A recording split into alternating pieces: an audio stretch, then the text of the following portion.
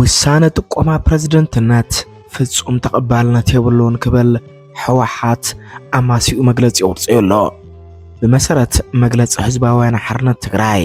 ምስ መንግስት ፌደራል ሌተናንት ጀነራል ታደሰ ወረደ ፕሬዝደንት ንኸውን ተሰማሚዕና ክነብቅዕ መንግስት ፌደራል ግን ሎሚ በመንገዲ ቤት ጽሕፈት ቀዳማይ ሚኒስትር አቢሉ ሓድሽ ፕሬዝደንት በኢሜይል ምረጹ ኢሉ ዘውጽኦ ሓሳብ ፍጹም ተቀባልነት ዘይብሉ نقصلتا نايتي منغست فدرال حمسمس بمفتار وعلى بريتوريا نخفرس زكايدو زلو صعرو يخبل دما نت تغبار كونينو سلام فتوات خاتاتلتي مدلاوات تارجت ميديا نلومي بوغن ودب حزبوان حرنت تግራይ ዋናው መግለጽ በዝበል አማሲኡን ዘውጽኦ ሰፊ ሓተታ በخمس عب ናባኻትኩም ክንቅርቢና ሓቢርኩምና ጽንሑ ካብ ውድብ ህዝባውያን ሓርነት ትግራይ ዝተወሃበ ዋናው መግለጺ ንስምምዕነት ፕሪቶሪያ ዝጻብኡ በይናው ውሳነታትን ተግባራትን ደው ክብሉ ይግባእ ስምምዕነት ፕሪቶሪያ ካብ ዝፍረም 2 ዓመትን መንፈቕን ኮይኑ ወሎ በወገን ሕወሓትን ትግራይን እትስምምዕነት ብቁልጡፍ ንኽፍጸም ተሰሪሑ እዩ ምእንተ ሰላም ክበሃል ትግራይ ክትሽከሞ ዘይግባኣ ግፍዕታት ተሸኪማ ጸኒሓ እያ بوغن منغست ኢትዮጵያ ክፍጸም ዝግብኦ በፈላይ ንመሰለን halዋትን ትግራይ ዝምልከት ወሰንት ሕቶታት ናይ ስምምዕነት ናይ ምፍጻም ተግባራት ዘይኮነስ ኣብ ስምምዕነት ዘለው ጉጉያት ብበይናው ውሳነታት ኣብ ልዕሊ ትግራይ ብምጽዓን መስርሕ ሰላም ኣብ ዝጉድ ተግባራት ተጸሚዱ ይርከብ ህዝብ ትግራይ ዛጊድ ዝመረጾ መንግስቲ ክህልዎ ይግባእ ነይሩ ይብል መግለጽ ሕወሓት ይኹን እምበር መንግስት ኢትዮጵያ ኣብ ፈጻጽማ ስምምዕነት ፕሪቶሪያ ብዝተኸተሎ ጉጉያ ካይዳ ፖለቲካዊ ሕምስምስ ኣብ ትግራይ ክህሉ ብምስርሑ ከጋሃደ ይከኣለን ብፍላይ ኣብ ዘለናይ ወቕቲ ኣብ ልዕልቶም ዝጸንሑ ናይ ስምምዕነት ፕሪቶሪያ ተጻብኡ ተግባራት ካልኦት ሓደሺ ጥሕሰታት ብመንግስት ኢትዮጵያ እናተፈጸሙ ይርከቡ በመሰረት አንቀጽ 3 ስምምዕነት ፕሪቶሪያ حديث على وجن نتخال وجن بقطع يكون بتزواوري ناي زي متقع قبو اللو ناي تتصابو أسرحتن بروباغاندان ميديانون كلكلات تقبارات يوم زيوم بجلس إن بأقواب بمتحس منجس إثيوبيا نحلوات تجراي زفتاتن وخناتات نخفتر مسرح كابز جمر نوي حوت إرلو عن زي بلو هاف تفسيسو دما يرابا ربالو يبل مجلس حوحات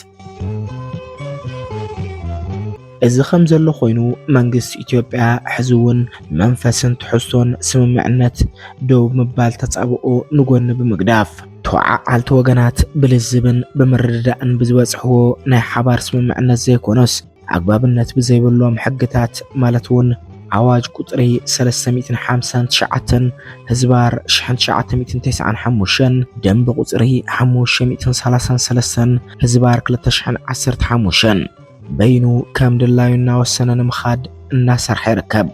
بمسرة عنقز عسرته وعسم معنات بريتوريا جزياو محدار تقراي بلزبح وحاتن منقس إثيوبيان يزتعيش سلازخونا أبا تقراي زتتعيش جزياو محدار وتسيت سم معنات بريتوريا مبر قداي بينا وسانا منقس إثيوبيا يكونن انتخونا جن نزيز تحس قولو منقس قاسات بوغن منقس فيدرال يقبر اللو يبل مقلت حوحات عبز حلف وانات منغس إثيوبيان حوحاتن عبز نمرو مركبات حوحات أبي جيزيو محدار زنح بريزيدنت بملعال عالتخاخو زملكات تزراريبو إيو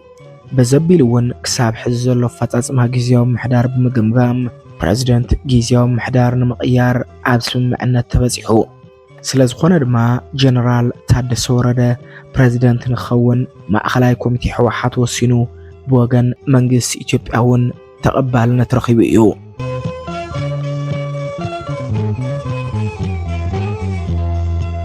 يخون دا أمبر نتسمم معنات نقون بمقداف ببيت صحفات قدماء منستر تساوعي تقوما بريزيدنت نت نايم شام سلطان نايك قدماء منستر بينا وسانا زمسلن نسمم معنات بريتوريا تحسنا كايراس لزخنا بوغن حوحات تقبلنا تيولون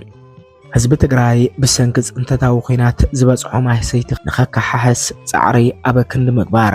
ከም ነዳድ ዝበሉ መንግስቲ ኢትዮጵያ ዝመሓደሩ ወሰንቲ ሸቐጣት ከይኣትዉ ብምኽልካል ኣብ ትግራይ ዝካየዱ ናይ ህይወት ምድሓን ዝርከቦም ስራሕቲ ጠጠው ንኽብሉ ብምግባር ብህይወትን ናብራን ተጋሩ ምጽዋት መንግስቲ ፌደራል ቀጺሉሎ ይብል መግለጺ ህወሓት።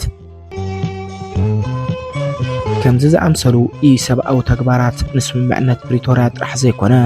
ዓለም ለኻዊ ሕግታት ዝጻብኡ ኣዝዮም ኣነወርቲ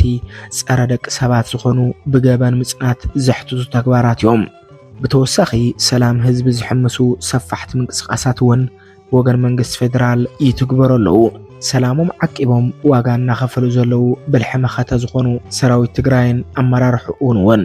ብብዕራይ ወለደ ብትካላት መንግስቲ ኢትዮጵያ ይእወጀሎም ኣለዉ። ህወሓት ደጋጊሙ እናገለጹ ከም ዝመጸ እቲ ትኹረት ኣብ ምፍጻም ቀንዲ ትሕዝቶታት ስምምዕነት ፕሪቶርያ ማለት እውን ትሕቲ ወራር መቐጸልታት ጽንተት ዝኾነ ማእለያ ዘይብሎም ገዕታት ዝፍጸሙሉ ዘሎ ህዝቢ ትግራይ ሓራ ንኽወፅእ ናብራ ሓሳረ መከራ ዝደፍእ ዘሎ ብሕፅረት መሰረታዊ ንወዲ ሰብ ክቐርቡ ዝግብኦም ጠለባት ኣደዳሞት ሕማምን ስቅያትን ዝኾኑ ዘሎ